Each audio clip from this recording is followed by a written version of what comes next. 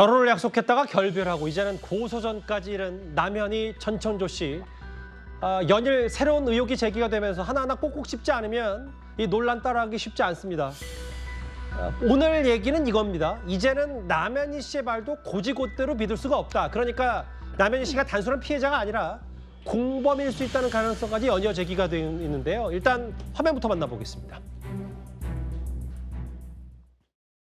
시그니의 집 명의도 해준다고 했어요. 명품도 저한테 많지만 다 사줬어요. 안 사 하면 집에는 또 여러 가지 명품을 사서 쇼핑백을 다 이미 세팅을 해놓고, 자기는 돈이 엄청 많은 사람처럼 해놓고 기존에 제가 저한테도 있는 옷들이 있었을 거잖아요. 이 사람 만나기 전에. 그 옷 다 버리라고. 왜 그런 옷 입냐고. 본인은 원치 않았는데 명품을 사줬다는 취지로 채널에 첫 방송 인터뷰를 했었는데, 허주연 변호사님, 어제 오늘 언론 보도를 통해서 새롭게 알려진 내용들은 최소 전청조 씨에 대해 10억은 받은 거 아니냐, 4억 상당의 고급 외제차는 물론이고 핸드백, 70만 원대 헤드폰까지. 그러면 이걸 저희가 어떻게 받아야 될지 어떻게 판단하십니까?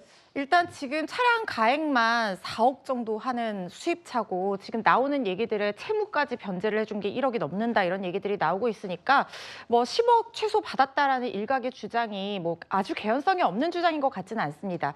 그런데 사기죄라는 것은 왜 사기를 칠까요? 결국에 돈 때문에 치는 거잖아요. 예. 그렇다고 하면 그 돈의 흐름을 따라가다 보면 누가 이 행각을 벌였는지 그게 나올 것 같다는 생각이 드는데요. 그렇다면 경우의 수는 크게 두 가지로 나눠볼 수 있겠죠.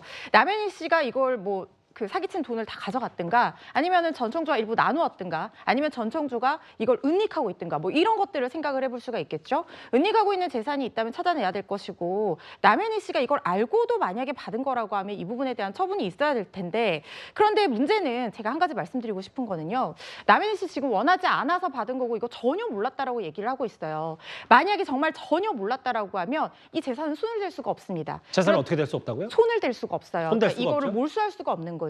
예. 그런데 만약에 알고 받았다라고 하면 몰수를 할 수가 있는데요. 아하. 문제는 뭐냐면 몰수는 국고로 귀속이 되는 거예요. 피해자한테 돌려주는 게 아닙니다. 예. 이게 특경가법상 사기죄가 적용이 된다고 하면 환부 절차가 있기는 한데요. 이 피해자별로 피해액을 따로 계산을 하기 때문에 5억이 넘지 않으면 일반 사기죄가 돼서 그냥 국가재산이 되는 거예요. 그렇다면 이런 상황에서 남현희 씨가 진짜 몰랐고 난 정말 생각지도 않은 선물을 억지로 받은 것이라고 하면 피해자들을 위해서라도, 특히 차량 같은 경우에는 피해자가 특정이 어느 정도 된다고 하니까 자진해서 돌려주는 건 어떨까 하는 생각이 듭니다. 저게 남현희 씨 명이었다 알고 봤더니 사실 이 본인 SNS에 뭐 자랑처럼 올렸다는 저 B자가 써 있는 이 차키, 뭐 이 차 좋죠 사실. 남현희 씨가 전청조 씨에게 억지로 받았던 초고가 외제 차량입니다. 전청조 씨 해명은 좀 달랐는데요. 화면부터 잠깐 보고 올까요? 벤틀리는 현금 주고 사신 거예요? 네, 맞아요. 남현 씨가 그런 벤틀리를 타고 싶다고 말을 했었고, 그러면 그 현금은 어느 피해자한테 나온 거예요? 저랑 연락을 하고 있는 분이 한 분이 계시는데, 그분에 대해서는 그분 동의 없이 제가 말씀을 드리기는 좀 그렇고.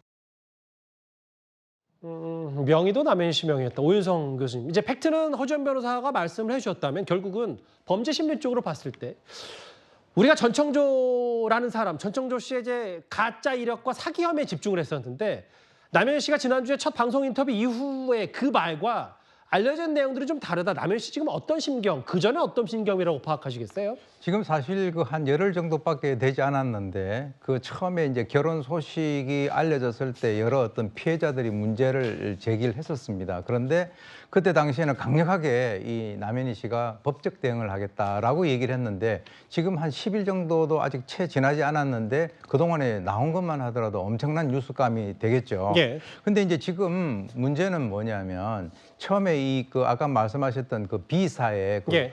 고급 차량 같은 것이 최초에는 렌트를 하거나 뭐 리스를 한 것이 아닌가라고 이제 그 생각을 했었었는데, 그렇죠.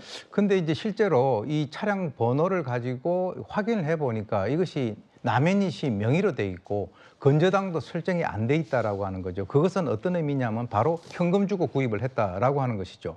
그리고 이제 또 이제 일각에서는 이 남현희 씨 같은 경우는 펜싱 클럽을 창업해서 운영하는 그 과정에서 부채가 한 1억 4천 정도 있는데 바로 이 전 씨가 그걸 갖다 다 이제 그 갚아줬다. 이런 얘기가 있는데요. 그렇게 된다면 이것이 조금 문제가 달라지지 않느냐. 어떻게 해요? 예, 다시 말해서 아까 얘기 들어보면 이 남현 씨 같은 경우는 본인은 별로 이게 뭐 이런 선물 같은 거에도 관심도 없고 원치도 않았고 어떻게 보면 수동적으로 그걸 받아들일 수밖에 없었다라고 얘기를 하고 있는데 현실을 보게 되면 그게 아니다라고 하는 것을 좀 이렇게 느낄 수가 있는데 예.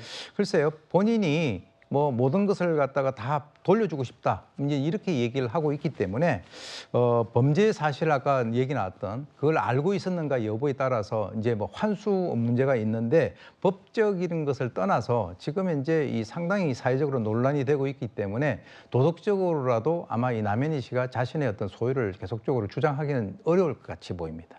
첫 단추가 좀 잘못 깨진 셈인데 예를 들어 해명하는 차원이라면 네. 그 오 교수께서 봤을 때 일단 이 전반적인 사안에 대해서 무지하다기보다 남현희 씨가 이 사안을 좀 축소하거나 혹은 이 사안을 좀 회피하라는 경향이 초반에 강했다 이렇게 보시는 거예요? 왜 그러냐면 이 지금 뭐 아까 그 수입차부터 이제 뭐 핸드백이라든가 또는 뭐 고가의 물건을 갖다가 받을 때마다 남현희 씨가 그걸 기록으로 다 남겨놨어요. 예. 그래서 뭐라고 했냐면 사진을 올리면서 고마워요 또는 감사해요 이렇게 얘기를 했다라고 하는 것은 본인이 이것을 받기 싫어해서 수동적으로 어떤 스탠스를 취한 것이 아니라 좀 더 적극적으로 본인은 그 당시에는 뭔가를 갖다가 이렇게 자신의 그 어떤 그 즐거움을 표현을 한 것이 아닌가라고 본다는 거죠. 예.